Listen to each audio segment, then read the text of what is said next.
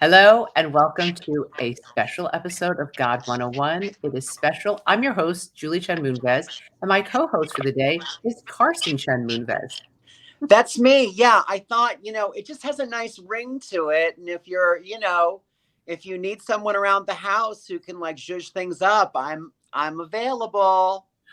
Well, I think you are welcome as a permanent house guest anytime in anyone's house, especially mine, because I just fell in love with you on Big Brother, which we are going to get to. But because this is God 101, but first, God. God comes first in my life. So I do want to talk to you first about that fabulous sweatshirt you're wearing, Born Again Christian Dior, because during the pandemic, I never knew what a born again Christian was. I was very judgy, but I realized I'm a born again Christian. Do you know what it is? Well, I thanks for the props on the cute t-shirt. I thought it was fun. And it sounds to me like I'm a big Wheel of Fortune fan. So it sounded like a Wheel of Fortune before and after clue. So I was like, I have to get this. Um, and then spending a lot of time in the South, although I'm not Southern, I feel like I'm a Southern transplant because I'm in Kentucky a lot with the horses and I'm down there all the time. You would hear a lot about born again Christians. I feel like that's a very Southern kind of thing, but I didn't really know that much either, other than I just thought it was someone who kind of rediscovered their relationship with God or Jesus. But I don't know the details. You nailed it. That was beautifully put. It basically just means that you, at whatever age where you're mature enough to have your own thoughts, you have a personal relationship with God and you are going to just be born again and decide, ooh, before I knew who God was, I didn't always have Christ-like behavior. Hmm. I'm going to leave that behind and reinvent myself and be born again. That's basically what it means, where you have a personal relationship with Jesus. It's like a spiritual makeover. It is. You Yeah. see, Carson, this is why you are so adored because you are so smart and you have such a clever, humorous way to say profound things. Well, thank you. I'll take it. I want to ask you about your faith. Did you grow up with faith? Do you have faith in your life now? Right.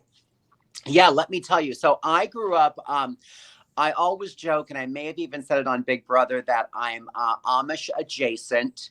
And I grew up in Pennsylvania, not in an Amish town, but very close to one. You could hear butter churning in the distance. And, but that meant we were very blue collar, very basic, Lutherans with like very unadorned churches. And in elementary school, I would like stay over with friends. And sometimes on Sundays, we would go to their church. And I was like, Mom, the Catholics have such gorgeous churches. Can we convert? And they're like, no. So I just have a very basic, pared down, Lutheran, like do unto others as you would have them do unto you, basic Christian upbringing. And I was thinking about this interview today and about faith. And I had this fantastic pastor when I was, when you're about like 14, 15, you have to do catechetical class and learn about the sacrament and all those things. And my pastor was a guy named Pastor Gene. Again, very Lutheran, very like easy breezy, like simple white robe, nothing crazy. And I remember during that catechism class where you had, one on one time with your pastor, him taking me aside and kind of being like, there's something special about you. And if you need anything, let me know. And um, not really like coming out and saying, you're probably gay and it's going to be hard. And you're going to have a rough time. And I see what's happening now already. I think that was his way of reaching out and saying, like, you're special, hang in there. Um, and I never really thought about that until today, on how he was looking out for me. But at the same time, back then, this is like 1985, outside of Allentown, Pennsylvania, it wasn't like even the Lutherans who are totally cool with the gays now, they weren't even really like that vocal about it. So as I grew up, and I think a lot of gay people sometimes feel like because some sects of the church are very anti and not accepting, you think, oh, the entire church isn't accepting. Oh, religion doesn't accept me. Oh, Christianity doesn't accept me. But I think that's a big misnomer that we need to help correct. And I just had this conversation at dinner the other night about gay people and spirituality, and that there's a real void there. And we need to show people that maybe some religions don't accept you, but it doesn't mean that Christianity doesn't accept you. It doesn't mean that you can't have a relationship with God and be spiritual and find your spiritual leader, whether it's Jesus or Buddha or whoever. I'm a big believer in enlightened masters, and there's so many paths to God for me. And one of them for me too is just horses and nature and being at the farm. And like, I talk to God all the time. And mostly I'm saying, please don't let me die, because my horse is doing something really stupid. But I'm always communing with nature, and I that's where I tend to find God the most. Sorry for the long answer, Julie. I loved it. I loved every word. I was hanging on every word because I think it was so beautifully put. So thank you for sharing that. Thank you. Would you say your upbringing, being in a Christian home, helped translate into how you played Big Brother, which was, we saw, with a very pure heart? Yeah, I think that my upbringing was very simple. It was,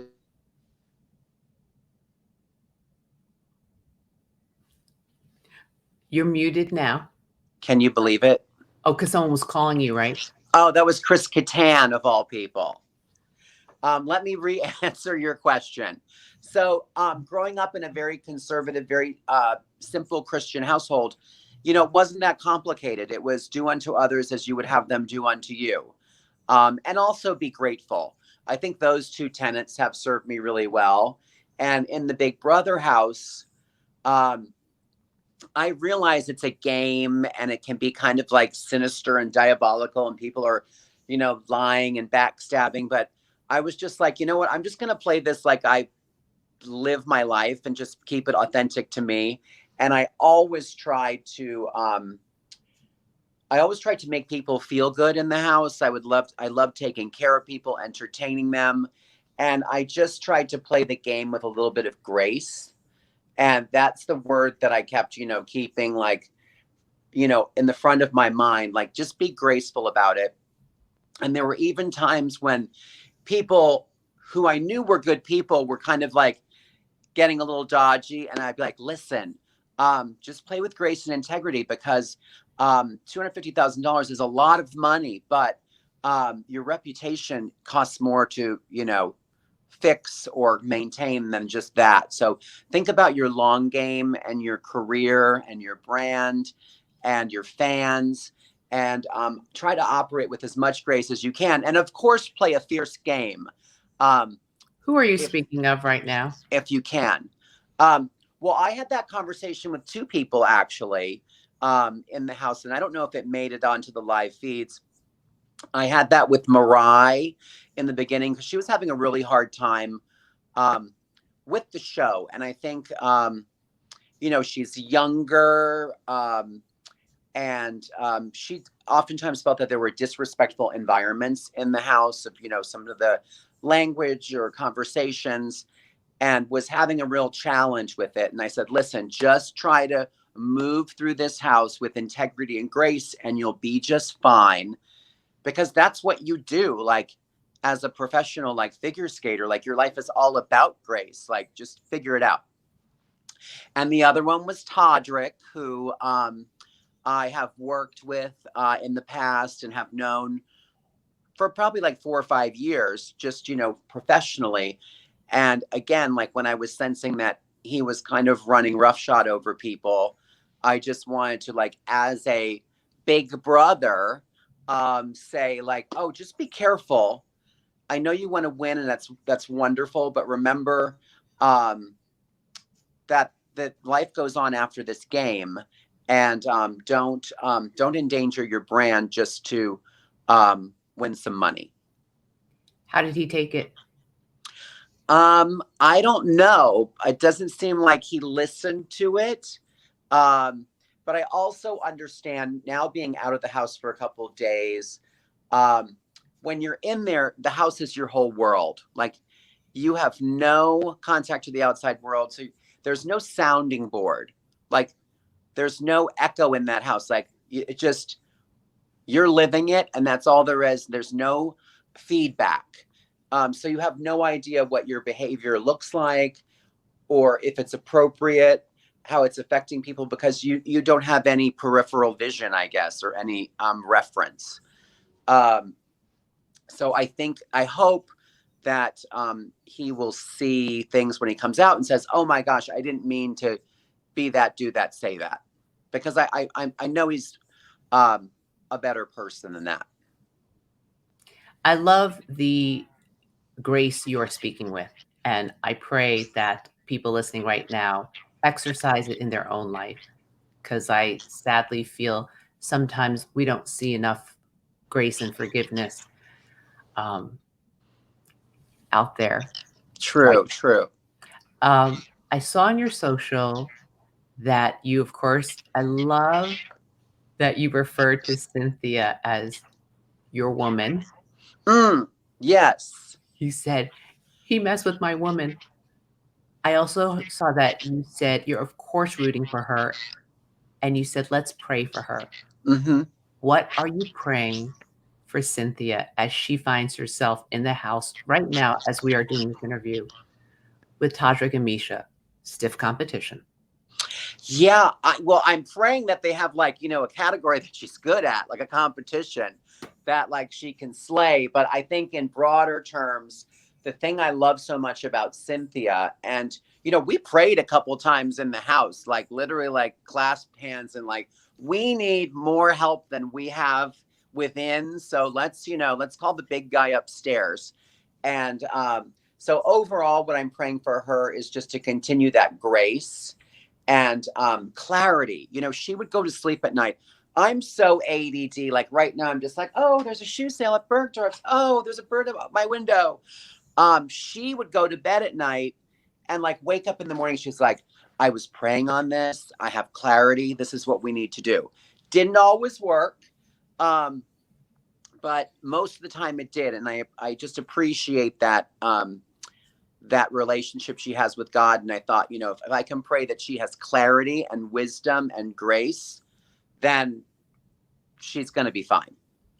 I would say what I have learned in my 2+ year walk with Christ as a born again Christian and as a Jesus follower, prayer works. However, God doesn't always say yes. He gives you one of three answers when you pray: yes, no, or wait. Right. I'll think about it. Yeah, exactly. How often do you pray? Usually every day. What do you pray for? Are we allowed to ask you Oh, or? yeah. Well, I do I've said the same prayer. This is really, I've never told anybody this. I have said the same prayer since I was like 10 years old. And like, I literally have like a list of family members, many of which are now dead. That, I'm like grandma and grandpa and aunt and uncle. And I still say their names every night. And I don't forget about them. And I have, when I say their name, a little picture, like usually it's actually a picture of a picture like that I have pops up in my head. And I just, check in with them. And then on the daily, then I pray for things that I, need, like, please let Cynthia win. Is Tom Ford having a sample sale this year? And will I get the special email? Things like that. Not always so selfish. I pray for people's health. Um, I pray when people, have a loss. Um, the usual. And how do you feel after you pray?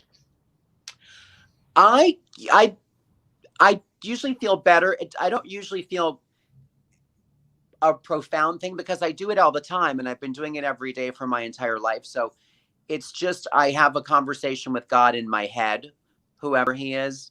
Um, And that happens through prayer. That's like, like I do this and I'm like, I'm on the line, and then I'm just sending it up and we'll see what happens.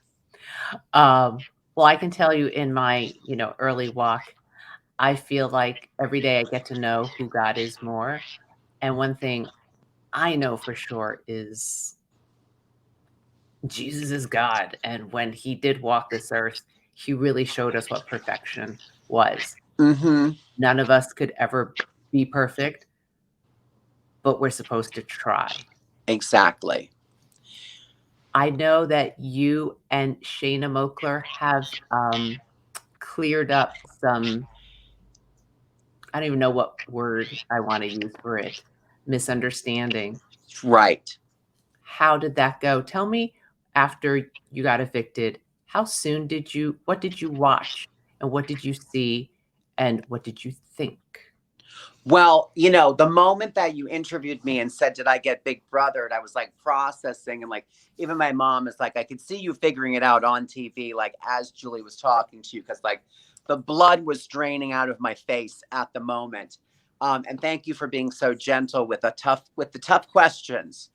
Um, but yeah, as soon as I got out, I talked to my very best friend who was not even a Big Brother fan, but then, of course, since I was on the show, became a Big Brother fan. And he is like a Jack Russell Terrier, like as a human. So he's like, I was on the lives every night. I watched every minute. I recorded things. I have transcripts. I did a spreadsheet. I was like, oh my God, calm down. But he downloaded me on everything. I got the cliff notes of like, 40 hours of programming in like 5 minutes. And I got the memo real quick. And then I what's really weird is and people may not know this, but like when you leave the house, you talk to like a psychologist and they're like, are you going to be okay? I'm like, yeah, I'm fine. It's a TV show. I get it. It's what I do for a living. Not a big deal. Jump cut to me like arriving at the hotel, like I had just been in, like I was like Nell, like I had never spoken English or seen a TV show or like heard of a radio. Like, what is this running water? I was so out of my element. It took a day for me to like lay in bed, watch TV, order a hamburger. Like, that was a real treat, by the way, to not have to make your own food. I was like, room service. This is like, I'm never leaving. But after that day of seeing and learning and decompressing, then I was able to reach out to Shayna and I sent her a message directly. And I knew she was like on a little vacation, much needed, and sent her a message on Instagram. And then after I reached out to her personally, I thought about it, for those 24 hours and wanted to apologize to her because I just, like you said in the interview, I should have trusted her actions instead of other people's words. And that was a great lesson for me. I know that lesson already, but it needed to be retold to me, that actions speak louder than words. So I just said, hey, I messed up. I should have, you've been so good to me. And then I listened to people who I also had like a long standing relationship with. That's the reason why that happened, because I just thought, I've known this guy for 4 years and the story was so convincing. I was like, this has got to be true. Okay, let's do that. And none of it was true. So, I apologize for that lack of judgment. And I said, I hope you can forgive me. I said, I understand if you don't want to, but I still want to, you know, do the gracious thing, which is at least apologize. And then she was so lovely and saying, yeah, it's a game. I get it. We're still on from Manny Petty. So like yesterday, I was like running to Beverly Hills. I was like, I've got to get a gift certificate for like the best manicure pedicure in town, which is, I think I found the place if you need recommendation. Thank you. I'm going to ask you when we're offline. Okay. If you could talk to Cynthia right now, which you cannot, Right. what would you say to her? Oh gosh. Well, I would say win that HOH, girl. That is like, is that coming up? There's one more, right? It Or is is it the final? live. It's live. Yeah, no pressure.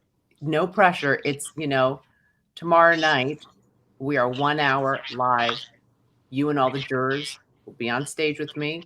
We will do the final HOH competition on live TV. And Wow. that person will right then and there have to decide um, who's getting the boot. Right. Well, I just would tell her to remain calm and, keep breathing.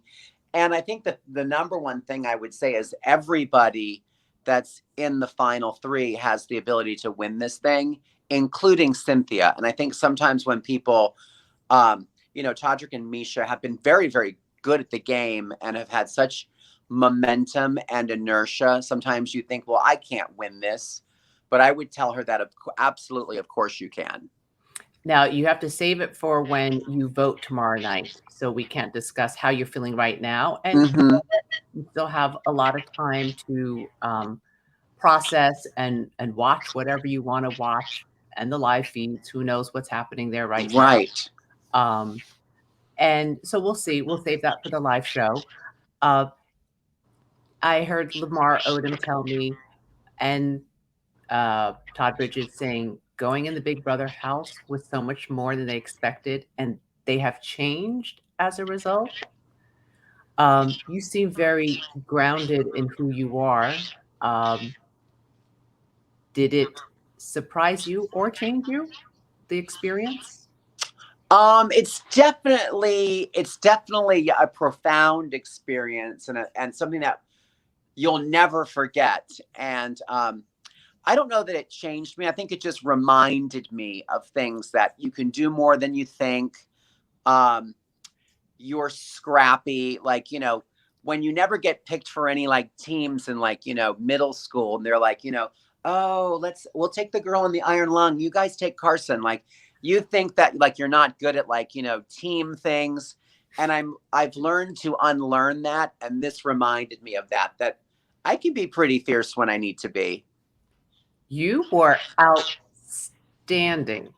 Thank you. Outstanding. There are very few people who can win competitions and have a social game like you do. Um, that's who you are, and it's genuine. So I tip my hat to you, Well, Carson thank you. says. In the final seconds as we wrap up, I do want to know what you want to promote. And I was going to ask you one other game question. What was it? Oh, yeah. Did you make like a surprise friend in the house that you never thought you would have good chemistry with, who maybe will be a lifelong friend as a result? Oh, I can't hear Um, you. Oh, here you come. Here you come. Who's calling you oh, now? sorry. Chris Kattan again? No, somebody else. Sorry. Okay. Um, yeah, I made when you do these shows, and I've done like Dancing with the Stars and all the ones. It's so interesting because you're thrown into this mix with people that you would probably never get to meet otherwise. Like, I don't hang out with a lot of like NBA players, but Really? I think Lammy loves me, and I love Lammy, and I got a good hug from him last night. And he had just gotten out of the house, and it's that, that zombie land when you're just like, what's going on? And he gave me a really good squeeze, and I said, honey, you just go up there and you rest and you order yourself some room service, and everything is going to be great. So he's a really sweet soul that I love that I met. I grew up with Todd Bridges, like literally, like Different Strokes was the favorite show in our household Yeah. when I was, like 10. Yeah. So, my mom is thrilled. She's like, he's a big giant star. I'm like, I know, like we like anything from the 70s or 80s. That's important to me. I go to the Emmys now and I'm like, I don't know any of the new people, but I'm just like, if Kim Fields is there, I'm down. We're the same age, so we have the same reference points. Yeah, I'm just, anybody I grew up with, get me some Mindy Cohen up in here and I'll be, delighted. And then of course I adore Cynthia. She's really, really special. I knew her, but I didn't know her like somebody when you like live with them in a house for 30 days. And yeah, I think those are like some of my, three faves. You want to know a secret? What? You saw that Jerry O'Connell kind of did the recap with us. Did you see Oh, yours? Oh, maybe you didn't. Well, no, I didn't see it, but I know that he's a fan, and I know that we did a birthday wish for him. yes, we also were hoping to get, but we asked him too late, Andy Cohen. Oh, that would have been amazing. I know, but he had to go to a Broadway show that night. I have a feeling it might have been his bestie SJP's show for that she's doing on Broadway, the Neil Simon Oh, Plaza Suite. yes. Yeah, with Yeah. her Plaza husband. Suite. Yeah, I have a feeling it was that. I don't know for sure, but he adores you, as you know. You know him. Well, He he adores you. he texted me right after, as soon as I got out. So I did get a text from him as well. So it's, it was very, very fun. I got to meet amazing people. I got to be on TV, which, never turned down a chance to be on TV. Never. And I can't wait to see everybody tomorrow at the finale. Do you want to promote anything before we goodnight the show? Oh, sure. Yeah, you can watch RuPaul's Drag Race every Friday night, a part of the CBS Viacom family on VH1 or streaming on Paramount Plus. And you can also check out my new cooking show, Barbecue Brawl, on the Food Network, season 2, coming out this spring, probably in May. I don't know exactly when. And, some other things coming from Carson Chen Moonves soon. Stay tuned. I think you and I should do our own live with Kelly and Ryan. Oh, let's do that. Let's try and sell it. Yeah, Oh, yeah, I know people. And people can watch you fill in for Kelly in New York next Oh, week. yeah. I'll be on Nick Cannon on Monday, and I think I'm co-hosting Live with Kelly on March 2nd with Ryan Seacrest. And I'll be on Watch What Happens Live on Tuesday. So basically, Nick Cannon Monday, Watch What Happens Live Tuesday, Live with Kelly Wednesday, co-hosting. And Thursday, I think I'm getting my carpets cleaned. Nothing too exciting. Stars, they're just like us. They sure are. Carson, God bless you. May he continue to bless you abundantly and everyone on your prayer list. And I'm praying for all the house guests because you know what? God created us all and none of us are perfect. That's all I have to say. Exactly. Thank you so much. You're Namaste. Namaste go. I hope you all enjoyed this episode, this very unique, special episode of God 101. How do we top that? We'll see you soon. Bye.